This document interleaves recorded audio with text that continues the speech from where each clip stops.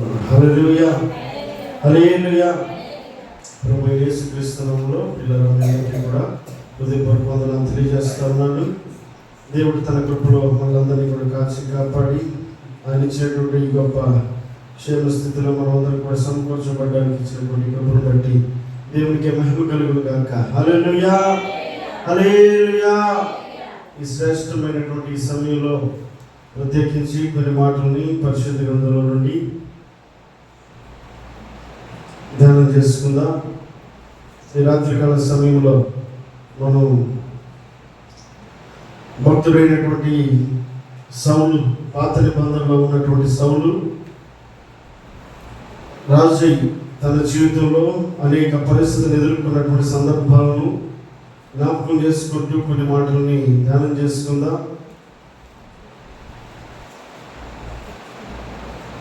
సమూయేలు రాసినటువంటి గ్రంథం 8వ అధ్యాయము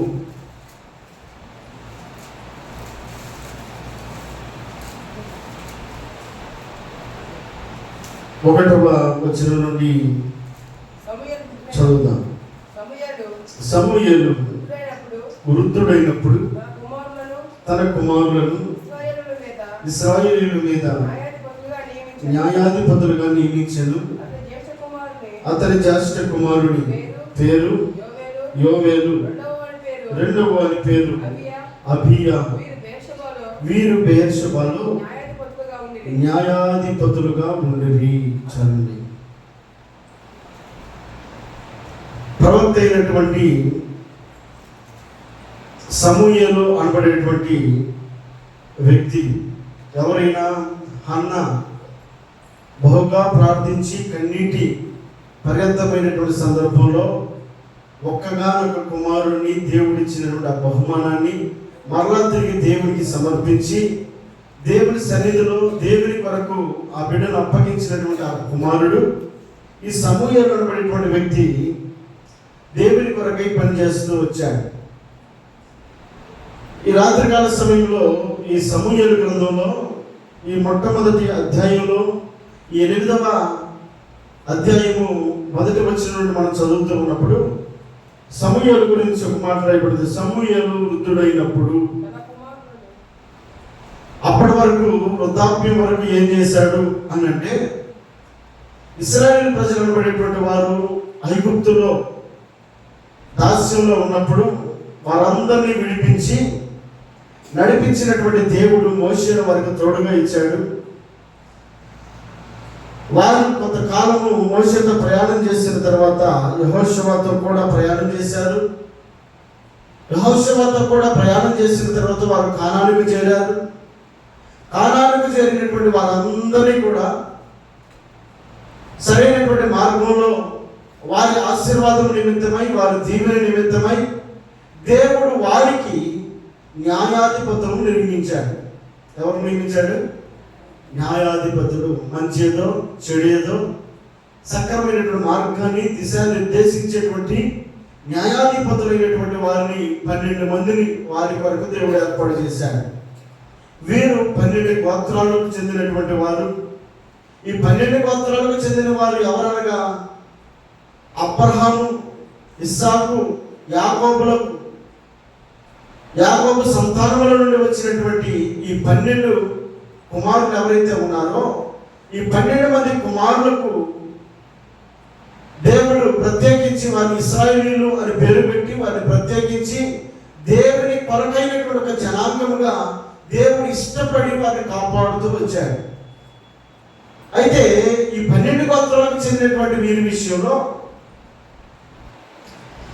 వీరందరూ కూడా లక్షల మందిలో వీరి సంతానాలు పెరిగిపోయాయి. వీరి సంతానాలు పెరిగిపోయినటువంటి వీరందరూ కూడా కానానుకు చేరారు. కానానుకు చేరినటువంటి వీరిని సరైనటువంటి మార్గంలో నడిపించడం కోసం దేవుడు 12 మంది న్యాయాధిపతులు నియమించాడు. ఈ 12 మంది న్యాయాధిపతులు తదనంతరం 2 ప్రవక్తలను, యెహోషువ అలాగే సమూయేలు అనబడిన ప్రవక్తలను కూడా దేవుడు వారికి ఇచ్చాడు. వారు కూడా కొంతకాలం వారిని సరైన మార్గం నడిపించడానికి దేవుడు వారిని ఎన్నుకున్నాడు. అయితే ఈ సమూయేలు అనబడినటువంటి ఈ ప్రవక్త కాలంలో ఈయన వృద్ధాప్యానికి వచ్చాడు. కాబట్టి వీరిని పరిపాలించడం కొరకై ఇశ్రాయేలీయుల్లో ఉన్నటువంటి వారందరిలో ఉన్నటువంటి కొందరు ఒక ఆలోచనకు వచ్చారు. ఏమిటంటే ఇప్పటి వరకు సమూయేలు అనేటువంటి ప్రవక్త ద్వారా, సమూయేలు ప్రవక్త కంటే ముందుగా 12 మంది న్యాయాధిపతులు ఏలారు. ఆ తర్వాత సమూయేలు వచ్చాడు. సమూయేలు కూడా వృద్ధాప్యంలోకి వచ్చేసాడు. కాబట్టి ఈ సమూయేలు యొక్క కుమారుడు చేస్తున్న పని ఏమిటంటే, చదివినటువంటి మాట మరోసారి చదువుదాం.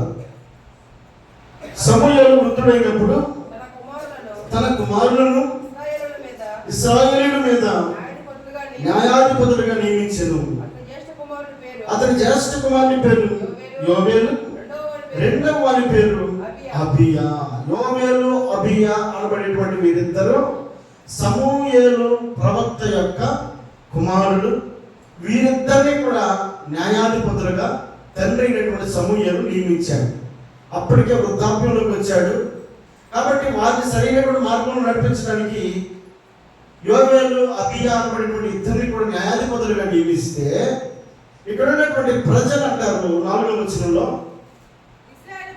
ఇశ్రాయేలు పెద్దలందరూ కూడి రామాలో సమూయేలు వద్దకు వచ్చి, చింతగించుము, నీవు వృద్ధుడవు, నీ కుమారులు నీ ప్రవర్తన వంటి ప్రవర్తన గలవారు కాదు గనుక సకల జనుల మర్యాద చొప్పున మాకు ఒక రాజును నియమింపుము, అతడు మాకు న్యాయము తీర్చునని అతనితో అనిరి. ఏమంటారు వీరు? న్యాయాధిపతులు అయిపోయారు, ప్రవక్త అయినటువంటి సమూయేలు అయిపోయాడు. ఇప్పుడు మీరు అంటున్న మాట ఏమిటంటే, ఇదిగో ఇప్పుడు మీరు మరలా తిరిగి న్యాయాధిపతులుగా మీ కుమారుని ఏర్పాటు చేస్తా ఉన్నారు. కాదయ్యా, మాకు రాజు కావాలి, మమ్మల్ని ఏలడానికి, మా మీద పెత్తనం చేయడానికి, మమ్మల్ని సరైన మార్గంలో నడిపించడానికి మాకు రాజు కావాలి అని ప్రజల హృదయంలో నుంచి పుట్టింది. అది చాలాసార్లు అనేకులకు చాలా కోరికలు ఉంటాయి. ఆ కోరికలు మనం అనుకున్నట్టే జరగాలన్నట్టుగా మన ప్రయత్నాలు ఉంటాయి. మనలో పుట్టినటువంటి ఆశ అది తీరాలన్నట్టుగా ప్రయత్నం చేస్తూ ఉంటాం. ఇక్కడ ఉన్నటువంటి ఈ ప్రజలు వారి హృదయంలో ఉన్నటువంటి ఒక కోరిక ఏమిటంటే, మాకు న్యాయాధిపతులు వద్దు, మాకు రాజు కావాలి అని అంటారు. హల్లెలూయా. రాజు కావాలి అన్న కోరిక ఇది దేవుని చిత్తంలోనిదేనా? దేవుడు ఇష్టపడేదేనా? అంటే దేవుని యొక్క ప్రణాళికకు విరుద్ధంగా, దేవుని యొక్క ఆలోచనకు విరుద్ధంగా వీరి మనసులో పుట్టినటువంటి ఆలోచన ఏమిటంటే, ఒక రాజు కావాలి. ఇది దేవుని చిత్తంలో లేదు. దేవుడు వీరి మీద రాజును పెట్టడానికి ఆయన ఇష్టపడ్డా, న్యాయాధిపతులు పెట్టడానికి ఇష్టపడ్డాడు. కానీ మనుషులు కోరుకుంటుందేమో ఒక రాజు కావాలి అని అంటా ఉన్నారు. అయితే సమూయేలు ప్రవక్త దాని కింద వచ్చి అంటాడు, మాకు న్యాయం తీర్చుటకై రాజు నియమింపమని వారు అన్న మాట సమూయేలు దృష్టికి అది ఏమాత్రం కూడా ఇష్టముగా లేదట.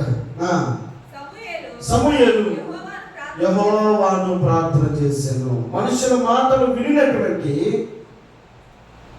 ఈ సమూయేలు, ఈ మధ్యవర్తి, ఇదిగో దేవునికి మనుషులకు మధ్యలో ఉన్నటువంటి ఈ న్యాయాధిపతి అయినటువంటి ఈ ప్రవక్త అయినటువంటి సమూయేలు మనుషుల యొక్క మాటలకు అనుగుణంగా అతడు ప్రయత్నించక ఏం చేస్తున్నాడు అంటే, వారి మాట వింటున్నాడు. రెండోది ఆయన చేస్తున్న పని దేవునికి మొర పెడుతున్నాడు. అయ్యా, మనుషుల మనస్తత్వాలు ఎలా ఉన్నాయి, మనుషులు ఎలా కోరుకుంటున్నారు, మనుషులు ఎలా ఆశపడుతున్నారు, ఇదిగో నీవు నియమించినటువంటి నియమానికి విరుద్ధంగా వీరు మరొక ఆలోచన చేస్తూ ఉన్నారు అని దేవునికి ప్రార్థన చేస్తూ ఉన్నాడు. అయితే దేవుడు ఏమంటాడు? అందుకు యెహోవా సమూయేలుకు సెలవిచ్చినదేమనగా, జనులు నీతో చెప్పిన మాటలన్నిటి ప్రకారము జరిగింపుము. వారు నిన్ను విసర్జించలేదు కానీ తమ్ముడు ఏలకుండా. అదండి దేవుడు అంటాడు, అయ్యా సమూయేలు, నువ్వు ఎందుకు బాధపడుతున్నావు? ఇదిగో వారు న్యాయాధిపతులను వద్దనుకొని ఒక రాజు కావాలని కోరుకుంటున్నారని చెప్పని నువ్వు చాలా బాధపడిపోతున్నావు. ఇదిగో విసర్జించింది నిన్ను కాదు, నన్నే వారు విసర్జించారు. అంటే దేవుని యొక్క నియమాన్ని విసర్జిస్తే సేవకుడిని మాత్రమే కాదు, దేవుణ్ణి త్రోసేసినట్టే. సేవకుడు ఒక ఆలోచన చెప్తూ ఉన్నప్పుడు, సేవకుడు ఒక మాట చెప్తూ ఉన్నప్పుడు ఆ మాటను మనకు తృణీకరించామనుకో, అట్ట కాదులే ఇట్ట అనేటువంటి మాటను మనం ఎప్పుడైతే వ్యక్తపరుస్తామో దేవుడు ఏమన్నాడు, మన నాటకపరచదా, సమయాల్లో వాళ్ళు చెప్పినట్టే చేయ. దేవుడు కూడా రాజీ పడిపోతున్నాడు. చెయ్యి, వారు చెప్పినట్టే చెయ్యి. వారు కోరుకుంటున్నారు కదా, వారు ఆశపడుతున్నారు కదా, వారు కూడా ఒక ఆలోచన ఉంది కదా, వారు కూడా ఒక నిర్ణయానికి వచ్చారు కదా, కాబట్టి నువ్వు వారిని ఆటంకపరచొద్దయ్యా, ఆటంకపరచొద్దు.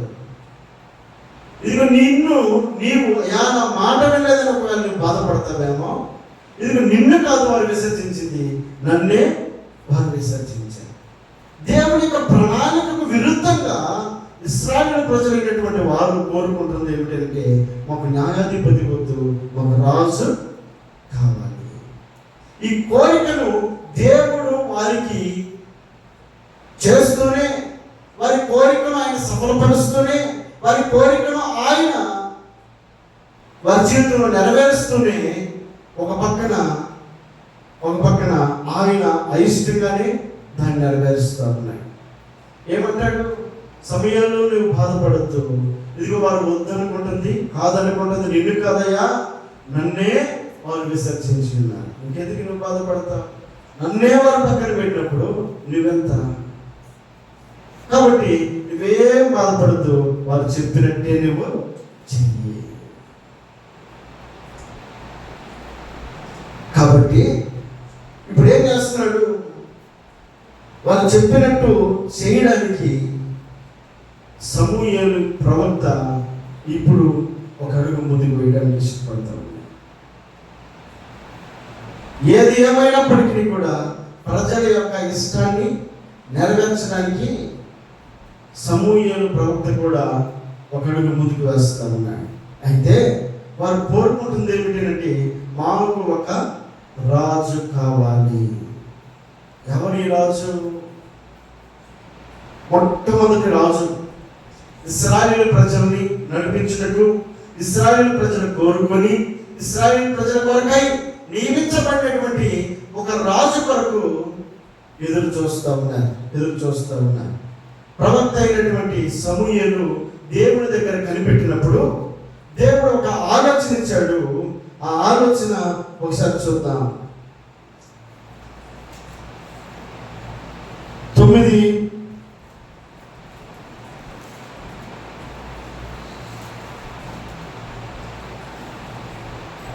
వచ్చింది.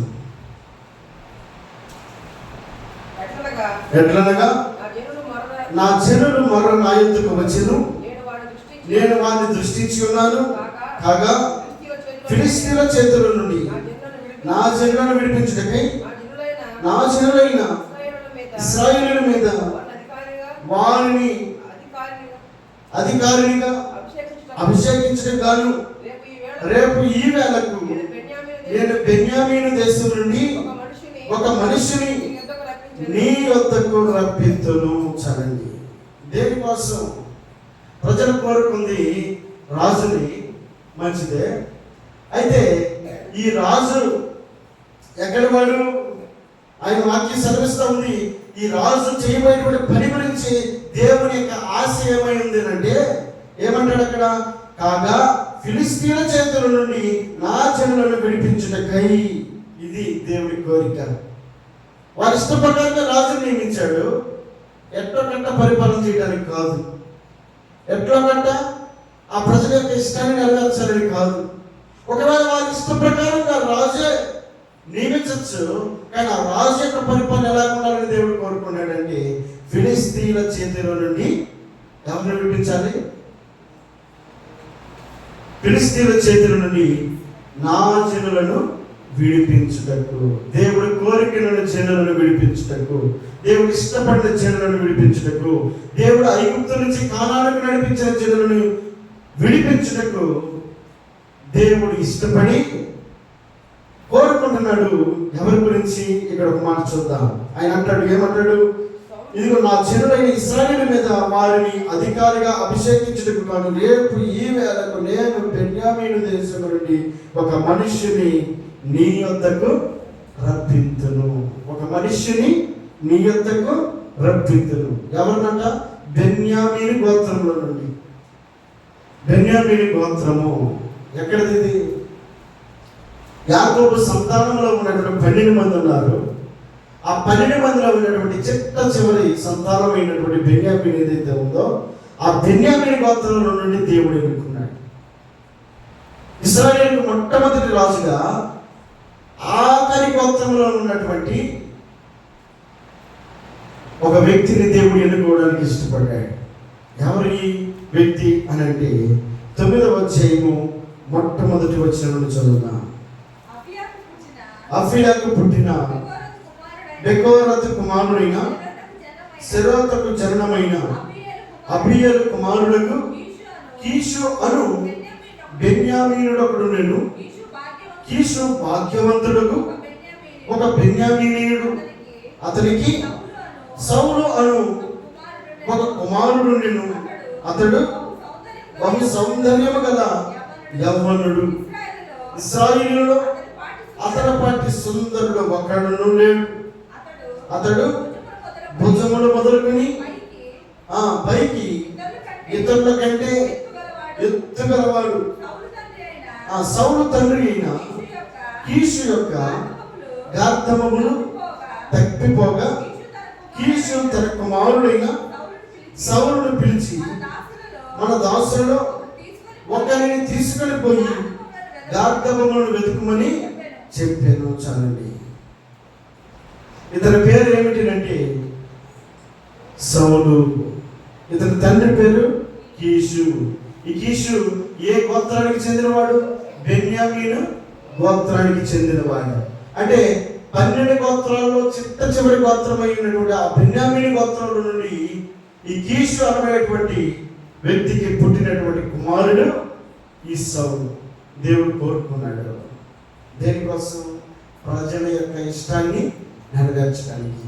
ప్రజల యొక్క ఇష్టాన్ని నెరవేర్చే క్రమంలో ప్రజల కొరకు ఇతడు ఎలా పాటుపడాలని, ఎలా పని చేయాలని, ఎలా ఉండాలని దేవుడు కోరుకున్నాడంటే ఫిలిస్తీయుల చేతుల నుండి నా జనులను విడిపించుటకే.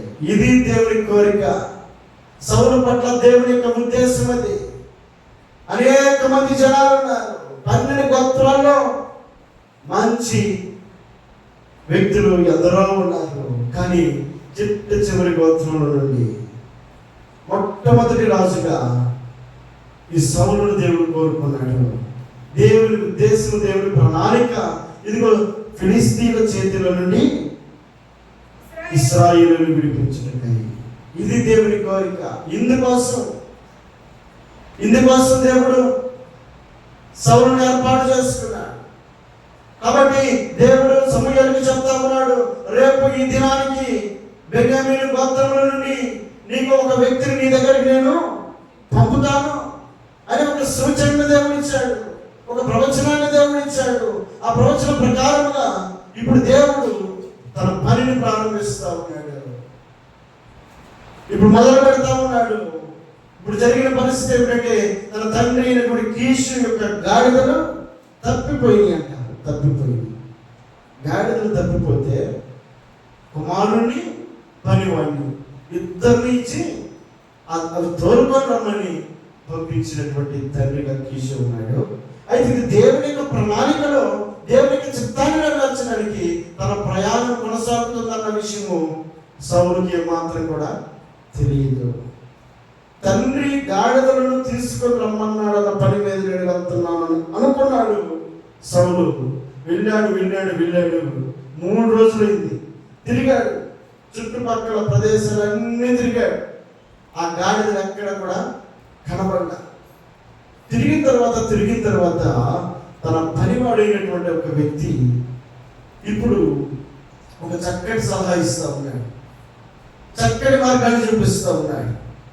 ఇప్పుడు అంటున్నాడు, సౌలు అంటున్నాడు, మనం 3 రోజులు అవుతుంది వచ్చి, ఇంటి దగ్గర పరిస్థితి ఎలాగుందో, తండ్రి ఎలాగున్నాడో, కాబట్టి మనం ఇవి దొరికితే దొరుకుతాయి, లేకపోతే లేదులే అని అనుకుని తిరిగి వెళ్దామని ఒకవేళ సౌలు యొక్క మనసులో ఉంటే ఉండొచ్చేమో. ఏమంటాడు అక్కడ?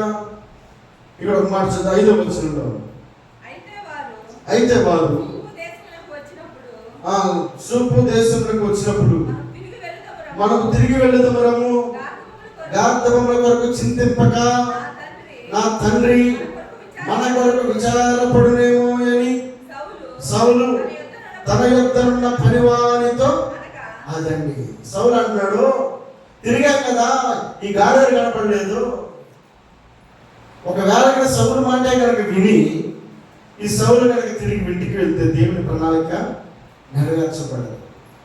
కాబట్టి ఇప్పుడు దేవుని ప్రణాళికలో ఒక పనివాడు ఉన్నాడు, ఆ పనివాడిని దేవుడు వాడుకుంటున్నాడు. సౌలు యొక్క మనసు ఎలా ఉందనంటే, పోతే పోయి గాడిదలు తిరిగి ఇంటికి వెళ్దాం, మా నాన్న కంగారు పడుతూ ఉంటాడు, మా నాన్న ఎదురు చూస్తూ ఉంటాడు, మనం వచ్చి 3 రోజులు అవుతుంది, ఇంతవరకు ఆచూకీ లేదు, కాబట్టి అవి పోతే పోనీ కానీ మనం మాత్రం ఇంటికి చేరదాం అని అంటున్నాడు. ఇప్పుడు పనివాడు అంటాడు 6వ వచనంలో, వాడు ఇదిగో ఈ పట్టణంలో దైవజనుడు ఒకడున్నాడు, అతడు బహుగణుడు, అతడు ఏ మాట చెప్పునో ఆ మాట నెరవేరును, మనం వెళ్ళవలసిన మార్గమును అతడు మనకు తెలియజేయనేమో, అతని ఎత్తుకు వెళ్ళదము రండని చెప్పాను. ఏమంటాడు ఈ పనివాడు? ఇదిగో ఈ పట్టణంలో దైవజనుడు ఒకడు ఉన్నాడు. ఒక పనివాడు దేవుని యొక్క ప్రణాళికను గుర్తెరిగిన వాడిగా ఉన్నాడు. ఒక పనివాడు దేవుని చిత్తాన్ని ఎరిగిన వాడిగా ఉండి దైవజనుడిని గుర్తెరిగిన వాడిగా ఉన్నాడు. అందగాడే, సౌందర్యవంతుడే, అలాగే మంచి పలుకుబడి కలిగిన వాడే, మంచి ధనం ఉన్నవాడే, మంచి పేరున్నవాడే, అయినప్పటికీ దైవజనుని యొక్క స్థానాన్ని గుర్తించలేకపోయాడు సౌలు. ఇప్పుడు పనివాడు దైవజనుని పరిచయం చేస్తున్నాడు. ఏం చేస్తున్నాడు? పరిచయం చేస్తా ఉన్నాడు. అప్పటి వరకు దైవజనుడు ఒకడు ఉన్నాడనే విషయం సౌలుకి ఏమాత్రం కూడా తెలియదు.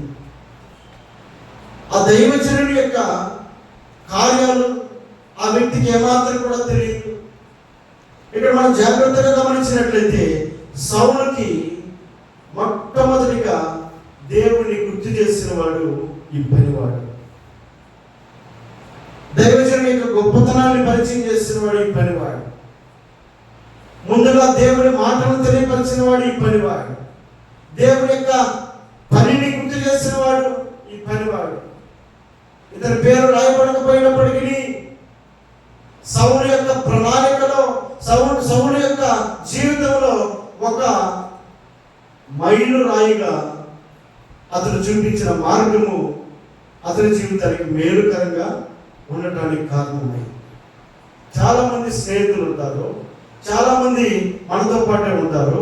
సరైనటువంటి దిశ, సరైనటువంటి నిర్దేశాన్ని, సరైనటువంటి మార్గాన్ని మనకు బోధించే వాళ్ళు తక్కువగా ఉంటారు. చక్కటి మార్గాన్ని చూపించేవారు తక్కువగా ఉంటారు. చక్కటి ఆలోచన చెప్పేవారు తక్కువగా ఉంటారు. ఏం పనివాడికి అంత పని ఏంటి? దైవజనుడి గురించి చెప్పాల్సిన పని ఏంటి? ఇదిగో వచ్చింది గాడిదల మీద కదా, ఆ గాడిదల గురించి చూసుకొని అదిగో యజమాని అంటున్నాడు, దొరికితే దొరుకుతాయి, లేకపోతే లేదు, మనం ఇంటికి వెళ్ళిపోదాం పదా, మా నాన్న ఎదురు చూస్తూ ఉన్నాడు. కాబట్టి ఈ పనివాడు కూడా చల్లగా సర్దుకుని వెళ్ళిపోవచ్చు. కానీ ఆ పనివాడి మీద తపన ఏంటి అంటే, ఇది ఆ దైవజనుడు ఒక మాట పలికితే అది స్థిరపరచబడుతుంది. కాబట్టి ఇక్కడ దైవజనుడు ఒక ఆయన ఉన్నాడు, ఆయన దగ్గరికి వెళ్ళి మనం మన పరిస్థితులు చెప్పుకుందాం అనేటువంటి విషయాన్ని పనివాడు గ్రహించగలిగాడు. దేవుని స్తుతులు చెల్లిద్దాం. హల్లెలూయా, హల్లెలూయా. సౌలు ఈ పనివాని యొక్క మాట విన్నాడు. వినినటువంటి ఈ సౌలు తన ప్రయాణము, ఇంటికి వెళ్ళాల్సిన ప్రయాణమును తిప్పుకొని మన దైవజనుడి యొక్క మార్గానికి అతడు ప్రయాణమయ్యాడు. చాలాసార్లు మనం నడిపించేటువంటి వ్యక్తులు మన ప్రక్కనే ఉంటారు, కానీ సరైనటువంటి మార్గాన్ని చూపించే విషయంలో వారు చొరవ తీసుకోలేరు. వారు చక్కటి మార్గాన్ని మనకి చూపించరు. రాంగ్ రూట్నే మనకి నేర్పిస్తూ ఉంటారు, రాంగ్ ఆలోచనగా మనకి నేర్పిస్తూ ఉంటారు. చిన్న కుమారుడితో చెప్పాడంట, ఎవడో చెప్పాడు, మనం దూర దేశం వెళ్తే బాగా సంపాదించవచ్చు, బాగా బతకచ్చు, మనకి ఇష్టం వచ్చినట్లుగా, మనకు నచ్చినట్లుగా ఉండొచ్చు అని.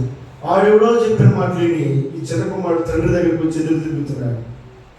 నువ్వు నాకు డబ్బులు ఇస్తావా లేదా? డబ్బులు ఇకపోతే నా ఆస్తి నాకు పంచు. ఇంత ధైర్యం ఎక్కడిది? ఎక్కడ నేర్చుకున్నాడు ఈ మాటలు?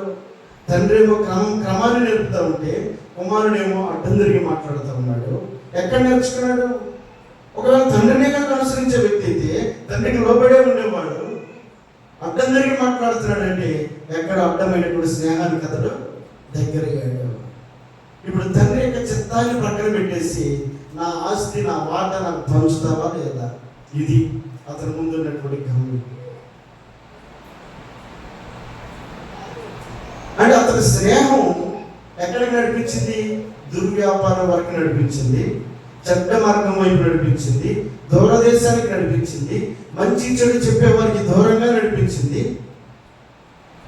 దానివల్ల పొందుకున్నటువంటి ఫలితం శూన్యం. ఇక్కడ ఉన్నటువంటి ఈ పనివాడు చాలా చొరవ తీసుకొని చాలా ఆసక్తితోటి సౌలును దైవజనుని ఎద్దుకు నడిపిస్తూ ఉన్నాయి. దైవజనుని ఎద్దుకు నడిపిస్తున్నాడు. మన జీవితాల్లో మనం ఎంతమందిని దైవజనుని ఎద్దుకు నడిపించగలిగాము? ఎంతమందిని దేవుని మందిరానికి నడిపించగలిగాము? ఎంతమందిని దైవ సన్నిధిని పరిచయం చేయగలిగాము? దేవుని మందిరాన్ని పరిచయం చేయగలిగాము? లోకానుసారమైనటువంటి మార్గాల్లో వారు పోతున్నారు, మనం పోతున్నాం. వారి మార్గాలను మనం తిప్పి దేవుని వైపు నడిపించినటువంటి సందర్భాలు ఎన్ని మన జీవితాల్లో. ఒక పనివాడు దైవజనుడి యొక్క గొప్పతనాన్ని గుర్తిరిగి తన యజమానుడైనటువంటి సౌలుతో అన్నాడు, అయ్యా మంచిదే నువ్వు చెప్పే మాట, తండ్రి ఎదురు చూస్తున్నాడు, బాధపడుతున్నాడు, ఇంత దూరం వచ్చాము, ఇక్కడ ఒక దైవజనుడు ఉన్నాడు కదా, ఆయన కలిస్తే మన సమస్య తీరుతుందేమో అనేటువంటి ఒక ఆలోచన ఎప్పుడైతే ఆ పనివాడు చెప్పాడో, ఇప్పుడు ఆ యజమాని అంటున్నాడు 7వ వచనంలో, అందుకు సౌలు మనము వెళ్ళిన ఎడల ఆ మనిషికి ఏమి తీసుకొని పోదుము? మన సామాగ్రిలో నుండి భోజన పదార్థములు సరిపోయినవి ఆ దైవజనుడికి బహుమానము తీసుకొని పోవటకు మనకేమీ లేదు అని తన పనివారితో చెప్పి మన యొద్ద ఏమి ఉన్నదని అడుగగా, ఇప్పుడు సౌలు అంటున్నాడు, మన దగ్గర అయితే ఏమీ లేవు, తీసుకొచ్చి అన్నీ కూడా, కనీసం భోజనం కూడా ఏదైనా ఇంకేమన్నా పెడదామనుకుంటే ఆ భోజనం కూడా అయిపోయింది. కాబట్టి నా దగ్గర అయితే ఏమీ లేదయ్యా, నీకు వెళ్దామన్నా మంచిదే, దైవజనుడి దగ్గర ఊరికి వెళ్ళగలుగుతాం, ఒట్టి చేతికి ఎలాగెళ్దాం, ఏదో ఒకటి చేతికి ఇచ్చి ప్రార్థన చేయించుకునిస్తే బాగుంటుంది కదా, ఆయన మనకు ఒక మార్గాన్ని చూపిస్తాడు. కాబట్టి ఆయన దగ్గరికి వెళ్ళడానికి నా దగ్గర అయితే ఏమీ లేవు అని ఆటంకపరిచాడు, ఒక అడుగు వెనక్కేసాడు. ఇప్పుడు అంటాడు పనివాడు, అంటాడు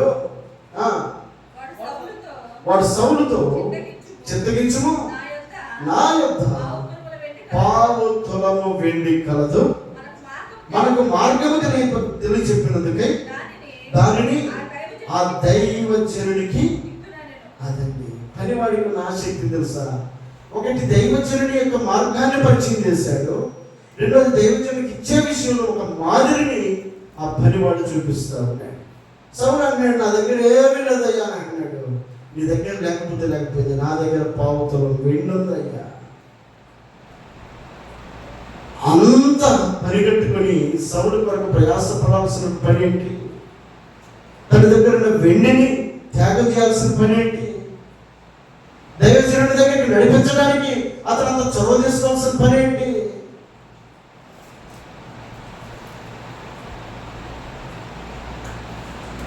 అతను అంటాడు, నా దగ్గర పావుతులం ఏంటుంది, నీ ఒక్కడు కూడా వెనక్కి కావాలంటే నేను ఇస్తా, నువ్వు మాత్రం నీ మార్గంలో నువ్వు నడువు, నీకంటే నేనున్నా, నేను నీకు తోడుగా, ఇదిగో నేను నా దగ్గర ఉన్నదంతా కూడా నేను నీకు ఇస్తున్నాను, నువ్వు ఆయన చేతుల్లో పెట్టు. ఒకవేళ నీకు అదే ఆటంకంగా ఉంటే నేను ఇస్తా, కాబట్టి నువ్వు మాత్రం వెనకడుగు వెయ్యిద్దని చెప్పిన సౌలుతో అతడు ప్రోత్సహిస్తా ఉన్నాడు. దేవుని స్తోత్రం చెల్లిందా? హల్లెలూయా. కాబట్టి ఇప్పుడు అంటాడు, ఇప్పుడు ప్రవక్త అని పేరు పొందినవాడు పూర్వము దీర్ఘదర్శి అని అనిపించుకుని పూర్వము ఇశ్రాయేలీయులు దేవుని యొద్ద విచారించుటకై ఒకడు బయలుదేరిన యెడల మనము దీర్ఘదర్శకుని యొద్దకు పోవుదుము రండని జనులు చెప్పుకొనుట వాడుక. సౌలు ఈ మాట మంచిది, వెలుగుదము రమ్మనగా వాడు దైవజనుడు ఊరికి పోయి ఊరికి ఎక్కిపోవచ్చుండగా నీళ్లు చేతుకొనుటకై వచ్చిన కన్యకులు తమకు కనబడినప్పుడు ఇక్కడ దీర్ఘదర్శి ఉన్నాడా అని అడిగి, అందుకు వారు ఇదిగో అతడు నీ ఎదుటనే ఉన్నాడు, త్వరగా పోయి కలుసుకొని ఈ దినముని తండ్రి. సౌలు యొక్క మార్గంలో పనివాడు దైవజనుని యొక్క గృహానికి నడిపించడానికి పూనుకున్నాడు. దైవజనునికి కానుకిచ్చే విషయం తన దగ్గర ఉన్నటువంటి పావుతులం వెండిని కూడా సౌలుకిచ్చి నడిపిస్తా ఉన్నాడు. నడిపించేటువంటి మార్గంలో వారికి ఎదురైనటువంటి కన్యకలు వారు నీళ్లను తోడుకుంటూ ఉండగా వీరు దైవజనుని యొక్క గృహాన్ని అడుగుతూ ఉండగా వీరు చెప్తున్నారు, ఇదిగో అతడు మీ ఎదుటనే ఉన్నాడు, త్వరగా పోయి కలుసుకొనుడి. అంటే కన్యకలు కూడా సౌలుకి సహకరిస్తున్నారు. అంటే సరైనటువంటి దారిలో సరైనటువంటి మార్గాన్ని, దైవజనుని యొక్క మార్గాన్ని వీరు కూడా బోధించేటువంటి వారు తోడయ్యారు. అంటే సౌలు ప్రయాణంలో పనివాడుతో పాటు ఇక్కడ కన్యకలు కూడా సౌలు యొక్క ప్రయాణములకు సహకరిస్తా ఉన్నారు. దేవుని స్తోత్రం చెల్లిద్దాం. హల్లెలూయా, హల్లెలూయా. అయితే ఇక్కడ ఒక మాట జ్ఞాపకం చేసుకుందాం. దేవుని వాక్యం సెలవిస్తా ఉంది, సౌలు దైవజనుడిని చేరుకున్నటలో, అంటే దైవజనుడి దగ్గరికి వెళ్ళటంలో దేవుని యొక్క మాటను తెలుసుకున్నటకు సహకరిస్తున్నటువంటి వారిలో పనివాడు ఉన్నాడు, రెండవది పరిచయం చేసిన పనివాడు ఉన్నాడు, రెండవది మార్గాన్ని చూపించిన కన్యకలు కూడా ఉన్నాయి. అయితే ఈ ఒక్క మాట మనం ఆలోచన చేస్తే సౌలు ఈ పనివాడిని దైవజనుని దగ్గర కలుసుకునేంత వరకు ఈ పనివాడితో అతను సహవాసం కలిగి ఉన్నాడు. ఎప్పుడైతే దైవజనుని కలుసుకున్నాడో, కలుసుకున్న తరువాత ఇక పరిశుద్ధ గ్రంథంలో ఆ పనివాడి గురించి ఎక్కడ కూడా రాయబడిన సౌలు ఎప్పుడో ఇక మర్చిపోయాడు.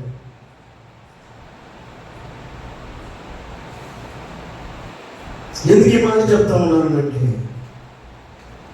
ఈ రాత్రికాల సమయంలో నేను దేవుని ఎదుట నడిపించినటువంటి వ్యక్తులు నీకు గుర్తున్నారా? నీకు ఏమీ తెలియనటువంటి సమయంలో, అసలు దేవుడు అంటేనే తెలియనటువంటి సమయంలో, ఇది సరైనటువంటి మార్గానికి నడిపించేటువంటి క్రమంలో సౌలు అయితే గాడిదలను తరుముకుంటా వస్తూ ఉన్నాడు. అతనికి ఒక గమ్యం లేదు, ఒక ఆలోచన, ఆ గాడిదల మీదే అతని దృష్టి ఉంది. గాడిద దొరకలేదు కాబట్టి ఇంటికి వెళ్ళిపోతాం. అంతకు మించి ఇక మరొక ఆలోచన లేనటువంటి సౌలుకి క్రొత్త మార్గాన్ని చూపిస్తా ఉన్నాడు పనివాడు. ఈ రాత్రికాల సమయంలో నిన్ను దేవునికి పరిచయం చేసిన వ్యక్తులు నీకు గుర్తున్నారా? ఇది మనం జాగ్రత్తగా ఆలోచన చేస్తాం. సౌలుకైతే గుర్తులేడు. సేవకుని దగ్గరికి వెళ్ళే వరకు పనివాడు పక్కనే ఉన్నాడు, కన్యకల మార్గాన్ని చూపించారు. ఇంతవరకు మాత్రం బాగానే గుర్తుపెట్టుకున్నాడు. ఆ తర్వాత ఆ దైవజనుని దగ్గరికి చేరే వరకు వాడిని వాడుకున్నాడు. ఆ తర్వాత పనివాడు ఎక్కడ కూడా కనబడి ఏమేం చేశాడు? పనివాడు ఇంటికి వెళ్తానన్న సౌలుతోటి కాదు కాదయ్యా, ఇక్కడ దైవజనుడు ఉన్నాడు, ఇక్కడికి వెళ్దాం అని ప్రేరేపించిన వాడు పనివాడు. రెండోది, నా దగ్గర ఏమీ లేదు అని అనుకున్న దినాన ధైర్యం చెప్పి చేతులు పావుతలు వెండి పెట్టి ప్రోత్సహించి నడిపించినటువంటి వాడు ఈ పనివాడు. అంత మాత్రమే కాకుండా అతని వెన్నంట ఉండి అతడు దైవజనుని చేరుకునేంత వరకు ఈ పనివాడు సహకరించినటువంటి వాడుగా ఉన్నాడు. ఎంత పని చేశాడు! తన జీవితంలో ఎప్పుడు కూడా ఈ సౌలు అనబడేటువంటి ఈ వ్యక్తి ఆ పనివాడిని ఏమాత్రం కూడా గుర్తు చేసుకోవాలి. రాత్రికాల సమయంలో నా ప్రశ్న ఏంటంటే, మనల్ని దేవునికి పరిచయం చేసిన వ్యక్తులు మనకి ఇప్పటి వరకు ఎవరైనా గుర్తున్నారా? మనం ప్రోత్సహించినటువంటి వారు, ప్రారంభంలో మనం ప్రోత్సహించినటువంటి వారు, మన వెన్ను తగ్గిన వారు, మనం కృంగిపోయినప్పుడు, మనం పడిపోయినప్పుడు, మనం వెనకడుగు వేసినప్పుడు ప్రోత్సహించి ధైర్యం చెప్పి నడిపించేటువంటి వ్యక్తులను మనం ఎంతవరకు మనం గుర్తించుకోగలుగుతా ఉన్నాం? ఎంతవరకు మనం వారిని మనసులో పెట్టుకోగలుగుతా ఉన్నాం? ఏరెక్కిన తర్వాత ఏదో అంటారు కదా, ఒడ్డెక్కిన తర్వాత తప్పి తగిలేసినట్టుగా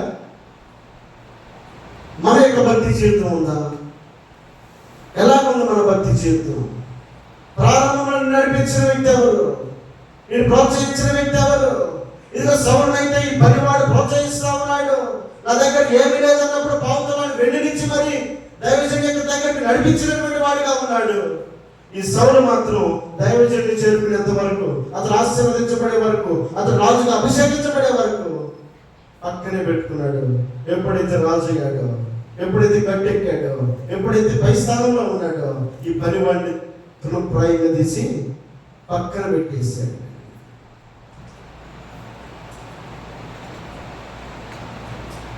సౌలు ఈ రాత్రికాల సమయంలో నీవు నేను అతని జీవితాన్ని మనం జ్ఞాపకం చేసుకున్నప్పుడు ఇది ప్రారంభంలోనే అతడు తను నడిపించినటువంటి వ్యక్తులను మర్చిపోయిన వాడిగా ఉన్నాడు. కాబట్టి దేవుని వాక్యం ఈ రాత్రికాల సమయంలో నీవు నేను ధ్యానిస్తూ ఉండగా ప్రజలందరూ కోరుకున్నారు, మాకు రాజు కావాలని. దేవుడు వారి ఇష్ట ప్రకారంగా అప్పటి వరకు ఎవరిని అనుకోలేదు.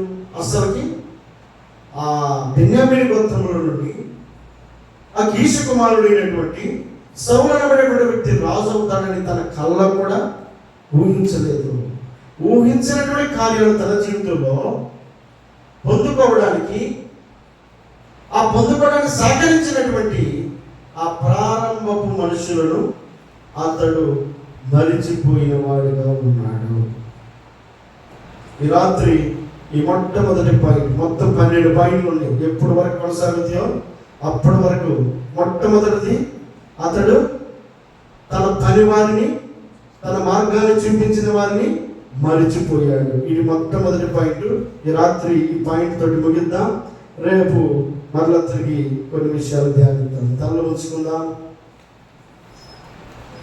ప్రార్థన చేసుకుందాం.